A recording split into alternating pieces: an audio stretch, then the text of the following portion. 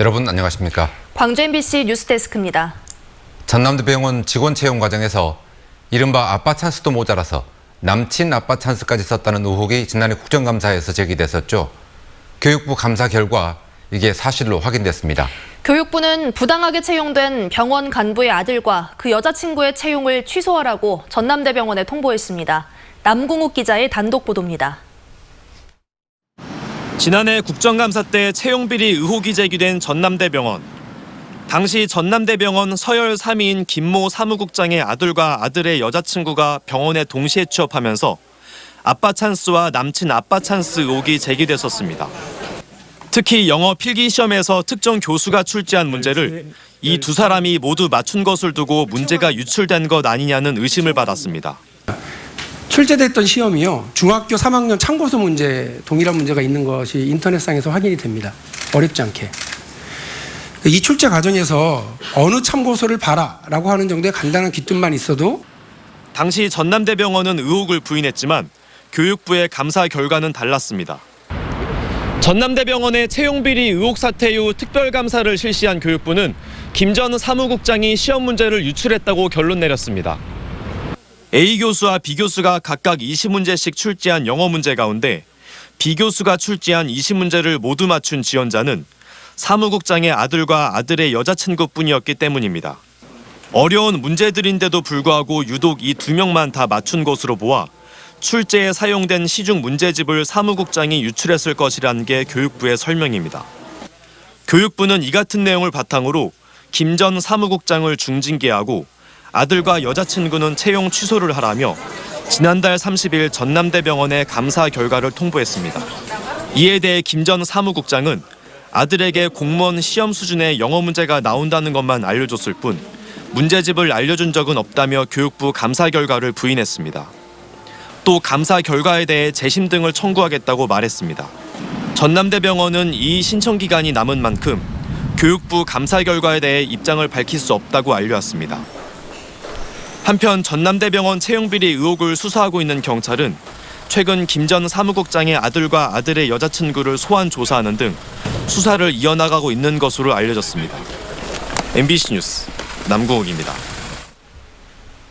제3지대 통합 움직임에 안철수 전 대표의 정계 복귀라는 새로운 변수가 생겼습니다. 제3지대 통합신당 논의가 급물살을 타게 될지 또 호남 지역 정치 지형에는 어떤 영향을 미칠지 주목됩니다. 보도 이계상 기자입니다. 4.15 총선을 앞두고 민주당 지지율이 압도적으로 높아졌습니다. 광주 전남 지역의 정당별 지지도는 민주당이 65.4%로 한 자릿수에 머물고 있는 다른 정당들과 견주기가 힘들 정도입니다. 바꿔 말하면 그만큼 민주당의 독주가 우려되는 상황이라 견제 세력의 필요성에 공감하는 유권자도 적지는 않습니다. 광주 전남 지역민 가운데 3지대 통합신당이 필요하다는 응답자는 27.9%를 차지했습니다. 지난 20대 총선에서 녹색 돌풍으로 국회에 진출했던 현역 의원들은 3지대 통합을 통해서 올해 총선에서도 막판 대반전을 꾀하고 있습니다. 제3정당들이 통합을 해서 새로운 정치 세력을 만들고 그 새로운 정치 세력으로 총선에 임하도록 그렇게 하겠습니다. 호남에서도 경쟁 체제를 만들고 또 앞으로 정권 장출의 기반을 쌓는 데 있어서 대한 세력의 결집과 통합이 매우 중요하고 특히 총선을 100여일 앞두고 안철수 전 바른미래당 대표가 복귀한다는 소식이 알려지면서 제3지대에서의 역할론이 주목받게 됐습니다. 안 전 대표가 수도권을 중심으로 중도 정치 세력을 규합할 경우 구심점을 잃은 호남권 의원들이 총선 승리를 위해서 뭉칠 가능성이 있기 때문입니다. 하지만 지난 대선 이후 안 전 대표의 행보에 대한 부정적인 여론이 커서 3지대 통합 과정에서 안 전 대표가 역할을 하기 힘들 가능성도 높습니다. 제3지대 신당 자체가 과거에 그분들이 다시 결합하는 것이기 때문에 지역 주민들로부터 환영을 받을 수가 없다고 저는 생각합니다. 총선 시기가 빠르게 돌아가고 있는 가운데 제3지대 신당이 가능할지 또 호남 민심은 어떻게 반응할 것인지 여전히 중요한 관심사로 자리 잡고 있습니다. MBC 뉴스 이계상입니다. 5.18 진상규명조사위원들이 어떤 외압과 편견에도 흔들리지 않고 오직 진실만을 추구하겠다고 5월 영령들 앞에서 다짐했습니다. 출발이 늦어진 만큼 속도를 내겠다고도 말했습니다. 오정훈 기자가 취재했습니다. 5.18 진상규명조사위원회 위원들이 국립 5.18 민주묘지를 찾았습니다. 자유한국당이 추천한 위원 3명을 포함한 9명 위원들 모두 5월 영령 앞에 머리를 숙였습니다. 송선태 위원장은 집단 발포와 헬기 사격, 안매장 등 5.18의 각종 의혹들과 관련해 오직 진실만을 추구하겠다며 가해자들의 진실 어린 고백을 요청했습니다. 위원회는 가해자의 진실한 고백을 환영하며 이는 상처를 보듬어 국민적 화해를 도모하고 국민 통합에도 이바지할 것입니다. 최근 신원미상의 유골들이 발견된 옛 광주교도소를 찾은 자리에서는 정밀감식에 들어간 법무부와 국가수에 신속한 협조를 당부했습니다. 여러 가지 조사 결과가 우리한테 다 통보되면 우리 나름대로 또 가지고 있는 자료를 통해서 행방불명 내지 안매장 부분을 하나하나 밝혀내는데 5.18 특별법이 시행된 뒤에도 위원회 활동이 1년 5개월이나 지체된 것을 우려하는 목소리에 대해 송선태 위원장은 그동안 사전 준비를 해왔다고 말했습니다. 비록 출범은 늦어졌지만 지난 2년 동안 과거 조사 자료들을 분류한 이른바 조사 지도를 만들어 놓았다며 신속하고 집중적인 조사를 예고했습니다. 이제까지 선행조사에서 밝혔거나 밝히지 못한 미해결 과제에 대한 쟁점 분류가 거의 끝나 있다. 이렇게 보시면 됩니다. 한편 진상조사위원회의 오늘 광주 방문에는 차기환 전 수원지법 판사와 이동욱 전 월간조선 기자, 이종엽 전 국방부 조사본부장 등 자유한국당이 추천한 3인의 위원도 동참했지만 별다른 입장을 밝히진 않았습니다. 출범 이후 처음 광주를 찾아 각오를 다진 진상조사위원회. 출범 이전부터 기울여온 노력들로 향후 조사에도 속도가 붙을 수 있을지 주목됩니다. MBC 뉴스 우종훈입니다.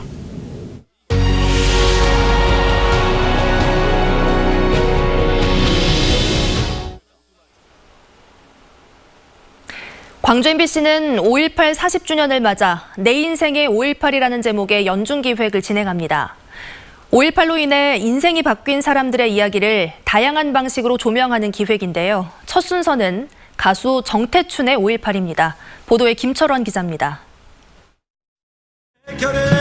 노래하는 시인이자 한국 대중음악의 거목인 가수 정태춘 씨의 또 다른 이름은 사회운동가입니다. 1980년대부터 각종 집회 현장에 나가 힘든 자들을 노래로 위로해왔고 1996년에는 가요 사전심의가 위헌이라는 헌법재판소 판결을 직접 이끌어내기도 했습니다. 그런 그가 1995년 광주를 위한 노래 하나를 발표했습니다. 제목이 5.18인데 원래 제목은 잊지 않기 위하여였습니다. 어디에도 붉은 꽃을 심지 마라. 어떻게 광주 비엔날레의 첫 번째 대상 작품이 잊기 위하여가 선정이 됐을까? 그 타이틀만으로도 좀 나는 불편하다 생각을 했죠. 나는 그러면 잊지 않기 위하여라는 것을 만들어야 되겠어.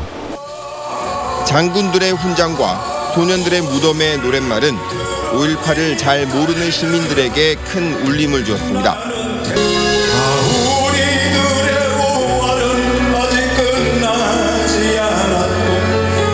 장군들의 금빛 훈장은 하나도 회수되지 않았네. 어디에도 붉은 꽃을 심지 마라.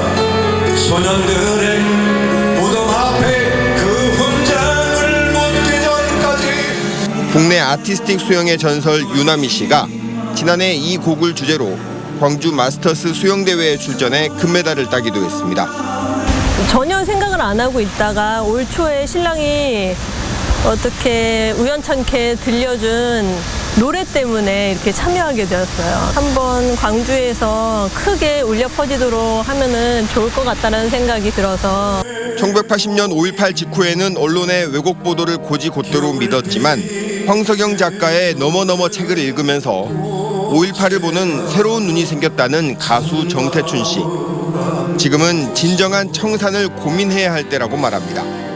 우리가 마지막으로 한 번 더 어떻게 청산하는 것이 올바른 청산인가에 대해서 한 번쯤 더 생각해야 된다고 생각합니다. 광주 MBC는 정태춘 씨를 첫 번째 주자로 5.18 40주년인 올 한 해 내 인생의 5.18이라는 연중 기획을 시작합니다. 5월 광주가 한 사람의 인생을 어떻게 흔들어 놓았고 또 인생의 항로를 어디로 바꿔놓았는지 한국인들에게 있어 5.18은 무엇인지를 기획보도와 캠페인, 다큐멘터리를 통해 지역민들과 함께 고민해 나가겠습니다. MBC 뉴스 김철원입니다. 나주 남평중학교가 전통문화를 재현한 이색 졸업식을 열었습니다. 영상으로 함께 보시죠. 53명에게 세책례를 할 수 있도록 승인하노라.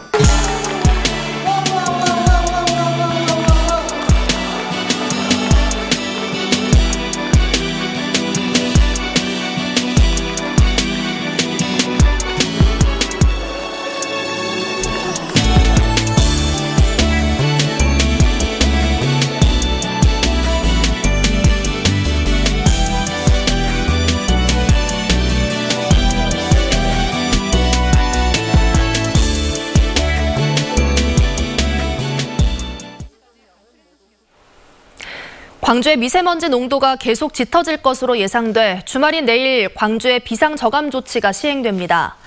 환경부는 내일 아침 6시부터 밤 9시까지 광주 전역에 미세먼지 비상저감 조치가 시행된다며 외출할 때 마스크를 착용하고 대중교통을 이용해달라고 당부했습니다. 비상저감 조치가 발령되면 공공기관은 차량 2부제를 시행하고 배출가스 5등급 차량은 운행이 제한됩니다. 국립아시아문화전당을 방문한 사람 10명 가운데 8명 이상이 다시 방문하고 싶어 하지만 국민의 절반 이상은 개관 5년이 지나도록 문화전당의 존재 자체를 모르고 있습니다. 아시아문화전당이 전문 여론조사 기관을 통해 지난해 말 인지도 조사를 진행한 결과 문화전당을 안다는 응답이 광주는 97%인 반면 다른 지역에서는 46.7%에 그쳤습니다. 다만 문화전당 방문객들의 재방문 의사는 82.2%로 높게 나타났고 만족도는 74.3%로 집계됐습니다. 오늘 오후 5시 30분쯤 담양군청 2층 사무실에서 불이 나 소방대에 의해 30여 분 만에 꺼졌습니다. 이 불로 인명피해는 없었지만 사무실과 보관 중이던 집기류가 불에 탔습니다. 경찰과 소방당국은 전기적인 요인으로 불이 난 것으로 보고 화재 원인을 조사하고 있습니다. 오늘 낮 12시 10분쯤 영광군 학정리를 지나던 고속버스에서 48살 A씨가 베트남 출신 여성 35살 B씨를 흉기로 찌른 뒤 달아났다가 2시간 뒤 근처의 야산에서 숨진 채 발견됐습니다. 흉기에 찔린 B씨는 병원으로 옮겨졌고 생명에는 지장이 없는 것으로 알려졌습니다. 경찰은 도로에서 도움을 요청하며 버스에 올라탄 B씨를 A씨가 흉기로 찌른 뒤 스스로 목숨을 끊은 것으로 보고 정확한 경위를 조사하고 있습니다. 광주시 선거관리위원회가 보좌관 급여 착복으로 광주시의회에서 제명된 나현 전 의원을 광주지검에 고발했습니다. 광주시 선관위는 나현 전 의원에 대해 정치자금법 위반 혐의를 적용해 검찰에 고발했다고 밝혔습니다. 나 전 의원의 후임은 비례대표 차순위인 최미정 민주평화통일 자문회의 자문위원이 승계할 예정인 가운데 나 전 의원은 제명 처분을 취소해달라는 행정소송을 광주지법에 제기했습니다. 첫 민선 광주시 체육회장 선거가 2파전 양상으로 흐르고 있습니다. 광주시 체육회장 선거에는 당초 4명이 후보로 거론됐지만 이 가운데 2명이 출마를 포기하면서 김창준 전 시체육회 고문단장과 전갑수 전 광주시 배구협회장의 양자 대결이 펼쳐질 것으로 보입니다. 시체육회는 내일과 모레 이틀 동안 후보 등록을 받은 뒤 오는 15일 대의원 투표를 통해 첫 민선 회장을 선출할 예정입니다.